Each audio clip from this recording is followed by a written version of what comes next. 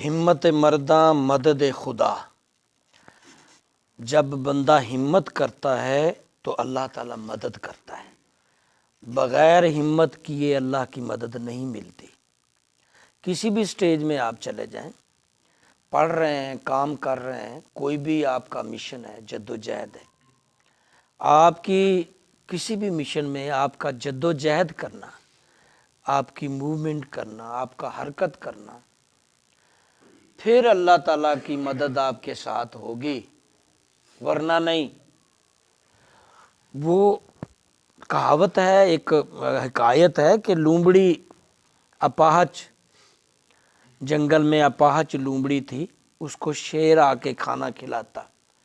ایک بندے نے دیکھا کہ اپاہج کو اللہ رزق دے رہا ہے جس کے ہاتھ پاؤں نہیں ہیں، اور دے بھی دشمن سے رہا ہے، شیر کھلاتا ہے۔ تو میں بھی بیٹھ جاتا ہوں، اللہ توبہ کرتا ہوں۔ کافی دن عبادت کرتا رہا مگر کوئی رزق نہیں آیا۔ جب بیکار کمزور ہو گیا، کافی دن چلنے کے قابل نہیں رہا، تو غیب سے آواز آتی ہے، ہم نے آپ کو ہاتھ پاؤں دیے، تم جد و جہد کرو گے روزی پاؤ گے۔ اس کے ہاتھ پاؤں نہیں ہیں، اس لیے اس کو روزی دی گئی، تم اس کی جگہ پہ اپنے آپ کو رکھ رہے ہو۔ تو جو بھی جد و جہد کرتا ہے وہ پاتا ہے۔ آج بھی انگریز جد و جہد کر رہا ہے تو ہم پہ ہمارا آقا ہے، وہ ہم اس کے غلام ہیں۔ جدید ٹیکنالوجی میں جد و جہد کر رہا ہے، آسمانوں کے اوپر چڑھنے کی جد و جہد کر رہا ہے، خلا میں ان کی حکمرانی ہے، خلا میں ان میں جہاز ان کے کھڑے ہوئے، اڈے ہمارے نہیں ہیں، چاند پہ وہ پہنچے ہیں، جدید جدید میزائل انہوں نے بنائے ہیں۔ آپ کو سمجھ نہیں آئے گی، موجودہ جو کرونا ایفیکٹ ہے یہ بھی ان کی ایجاد ہے۔ یہاں تک وہ پہنچ گئے ہیں کہ ہواؤں پر بھی ان کا قبضہ ہے، جہاں چاہیں وہ بادل روک دیں، جہاں چاہے لے جائیں۔ آپ یہ نہ سمجھنا شروع ہو جائے گا کہ وہ خدا تک رسائی، یہ چیزیں نہیں ہیں۔ وہ جو کوشش کرتا ہے وہ پا لیتا ہے۔ ہمارے اولیاء اللہ کوشش کرتے تھے، اللہ تک پہنچتے تو کرامات ظاہر ہوتی تھی۔ کرامات دیکھتے نہیں تھے، ہوا میں اڑ گئے، شیر کو ہاتھی۔ تو وہ دوسرا ایک راستہ تھا جد و جہد کا۔ یہ دنیا اسی کی ہے جو کوشش کرے گا، ورنہ پڑے رہ جاؤ گے۔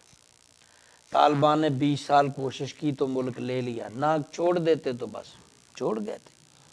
تو جو بھی کوشش کرتا ہے وہی پا لیتا ہے۔ میرا موضوع اصل میں یہ نہیں تھا، میں نے ایسے تمہید باندھنے کے لیے یہ بیان کیا، لیکن آپ کو یہ فائدہ دے گا۔ آپ میں سے کوئی طالب علم ہے، آپ کوئی کام کرتا ہے، بزنس مین ہے، دکان ہے، کوئی بھی آپ کام کر رہے ہیں، آپ اپنی جد و جہد بہتر کریں، اپنی کوشش زیادہ کریں، پھر اللہ کی مدد آئے گی، ویسے نہیں آرام سے لیٹے ہوئے کو نہیں۔ ہاں جی، وہ کافی لوگ شام کو میرے پاس آتے ہیں، 4 عصر سے عشاء تک، تو کئی ایسے لوگ آتے ہیں جی وہ کام نہیں مل رہا، کوئی تعویذ دے دو، پڑھنے کو دے دو، کام نہیں مل رہا۔ آج میں نے ایک سے پوچھ لیا، میں کہا کتنے دن ہو گئے تو کام ڈھونڈ رہا ہے؟ بیگم اس کی ساتھ ہی کہتی یہ پچھلے 2 ماہ سے سویا رہتا ہے، اٹھتا ہی 1 بجے ہے دوپہر کو۔ جب کام ڈھونڈنے جانا ہے، جب کام مانگنا ہے اللہ سے، وہ سویا ہوتا ہے۔ بتا بھی تجھے سو کر اٹھا کر کون کام دے گا؟ بے شک اس وقت حالات بڑے خراب ہیں، پاکستان کے نہیں ساری دنیا کے ہی، بلکہ خاص کر مسلمانوں، غریب ملک ہیں ہم، بیچارے لوگ ہیں، جھونپڑیوں میں رہنے والے غریب لوگ ہیں ہمارا۔ تو کریں گے تو کھائیں گے، ورنہ وہ بھی بڑی بات ہے کہ کر کے بھی کھا لیں، کوئی سوتے کر۔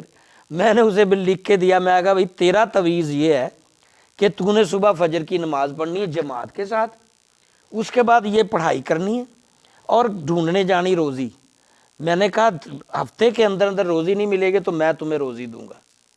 مجھے تجربہ ہے، سینکڑوں لوگ آتے ہیں، روز ملتے ہیں، ہزاروں لوگوں سے ملاقات ہوتی ہے۔ وہی آپ جد و جہد چھوڑ گئے ہو، منحوس ہو گئے ہو، سو جاتے ہو، لیٹے رہتے ہو، اپنی ذمہ داریاں ترک کر گئے ہو، گرچہ اوورآل کچھ نحوستیں ہیں، تو وہ قوم بہت آگے چلے گی۔ باہر کا میرا یہ حدیث کا متن نہیں ہے، میں یہ بیان کر رہا تھا کہ حضور صلی اللہ علیہ وسلم کی حدیثیں کہ بہت ساری یہ ہیں کہ جس میں آپ نے بیٹھ کر بھی نمازیں پڑھیں، بیمار تھے نا اس لیے۔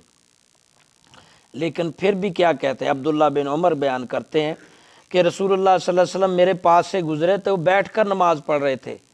آپ نے فرمایا بیٹھ کر نماز پڑھنے والے آدھا ثواب ملے گا تجھے، اسی طرح دوسری حدیث میں انس رضی اللہ نے کہا ایک شخص کو کچھ لوگوں کو بیٹھ کر نماز پڑھ، فرمایا آدھا ثواب ملے گا، یعنی کھڑے ہو کے نماز پڑھنے کا پورا ثواب ہے۔